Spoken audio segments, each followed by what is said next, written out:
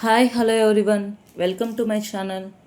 ఈరోజు వచ్చేసి ఇంట్లోనే ఈజీగా స్పాంజ్ కేక్ రెసిపీని ఎలా చేసుకోవాలో చూసేద్దాం. ఇది వెనిలా స్పాంజ్ కేక్ అండి. ఈ స్పాంజ్ కేక్ అనేది 1/2 kg వస్తుంది. ఈ 1/2 kg కేక్ మనం పేస్ట్రీ కేక్కి కానీ బటర్ క్రీమ్ కేక్కి కానీ 1 kg కేక్కి యూజ్ అవుతుంది. మనం పేస్ట్రీ కేక్ కానీ బటర్ క్రీమ్ కేక్ చేయాలనుకుంటే 1 kg కేక్కి ఇది వస్తుందండి, సరిపోతుంది. అంటే స్పాంజ్ వెయిట్ వచ్చేసి 1/2 kg ఉంటుంది. 1 kg కేక్కి చక్కగా సరిపోతుంది. సో ఈ రెసిపీని ఎలా ప్రిపేర్ చేయాలో చూసేద్దాము.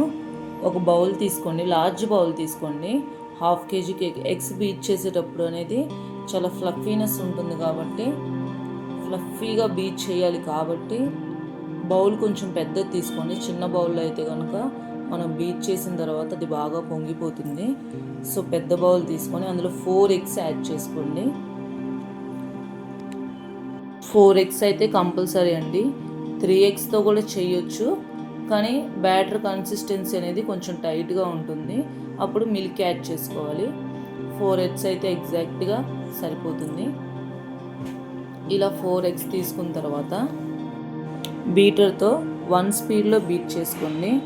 ఎగ్స్కి 1 స్పీడ్ సరిపోతుందండి. కావాలంటే 2 స్పీడ్స్లో తీసుకోండి.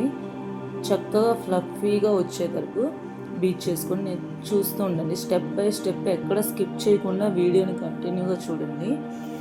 ఈజీగా ఇంట్లోనే మనం ప్రిపేర్ చేసుకోవచ్చు.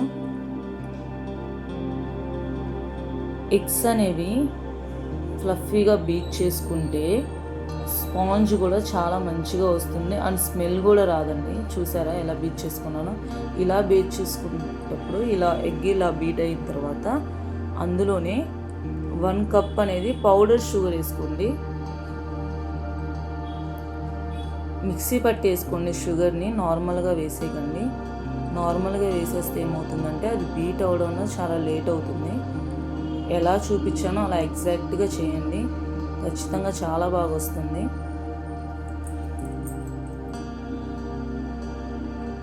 షుగర్ అనేది మీరు ఒకేసారి వేసేయకండి. షుగర్ అయినా సరే, ఏ డ్రై ఇంగ్రీడియంట్స్ అయినా సరే బ్యాచెస్ వైజ్గా వేసుకుంటే ఏమవుతుందంటే చక్కగా బీట్ అవుతుంది. ఒకేసారి వేసేసుకుంటే అక్కడక్కడ ఉండిపోతుంది. అందులోనే 1/4 కప్పు ఫ్లేవర్లెస్ ఆయిల్, అంటే స్మెల్ రాని ఆయిల్ వేసుకోండి.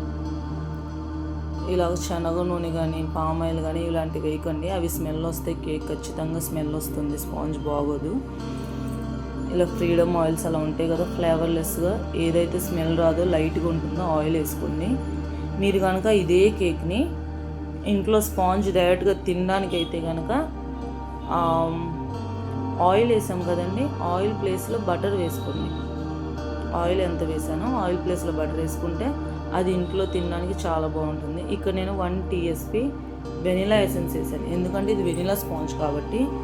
ఇంకా మిగతా స్పాంజెస్కి ఏం లేదండి, సేమ్ ఇలాగే యాజ్ టీజ్గా వెనిలా ప్లేస్లో పైనాపిల్ స్పాంజ్ అయితే పైనాపిల్ ఫ్లేవర్ వేసుకోవడమే. చాక్లెట్ స్పాంజ్ రెసిపీ నేను ఆల్రెడీ వీడియోలో పెట్టాను కదండి, సేమ్ అలాగ చేయండి, చాలా బాగా వస్తుంది. ఇక్కడ నేను డ్రై ఇంగ్రీడియంట్స్ కూడా వేసేసాను కదండి. అది 1 కప్ అనేది మైదా అండి, 1 TSP బేకింగ్ పౌడరు, 1/2 TSP అనేది బేకింగ్ సోడా. ఇది స్టెప్ బై స్టెప్ 3 బ్యాచెస్ కింద వేసుకొని బీట్ చేసుకోవడమే అండి. మీరు బీట్ అయినా చేసుకోండి, లేదంటే కనుక అలా వేసుకొని కొద్దిగా వేసుకొని స్పాచులాతో మిక్స్ చేసుకోండి. ఎక్కువగా బీటర్తో మనం డ్రై ఇంగ్రీడియంట్స్ వేసిన తర్వాత బీట్ చేయకూడదండి.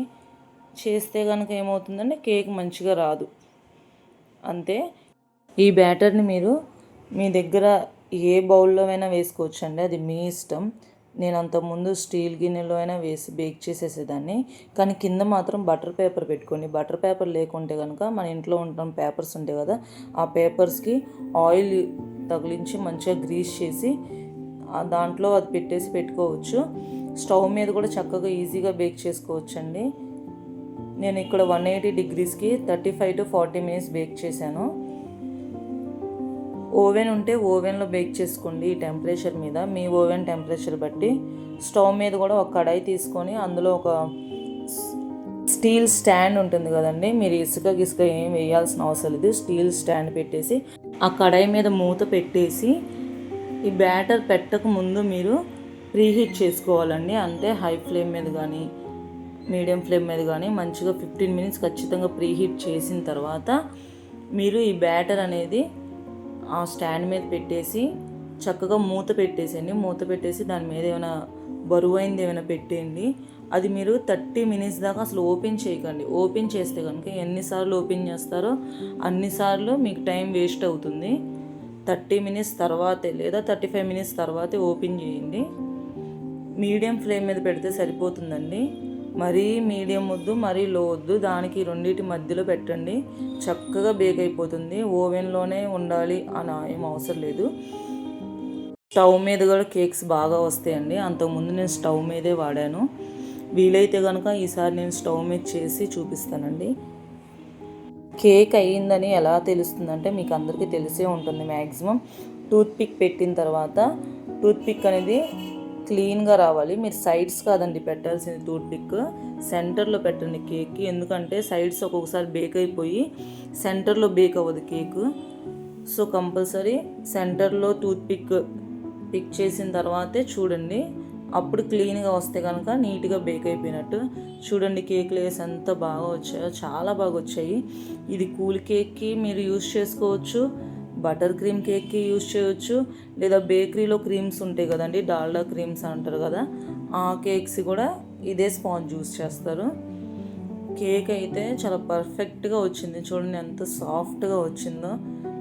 ఇలా రావాలండి. ఇలా రావాలంటే చిన్న చిన్న టిప్స్ ఏం లేదు, ఎగ్ బాగా బీట్ చేయాలండి. ఈ రెసిపీని మీరు ఇంట్లో ట్రై చేయండి. ట్రై చేసి ఎలా వచ్చిందో నాకు ఖచ్చితంగా కమెంట్ చేయండి. నా ఛానల్ కనుక మీరు ఫస్ట్ టైం చూసినట్లయితే సబ్స్క్రైబ్ చేసుకోండి.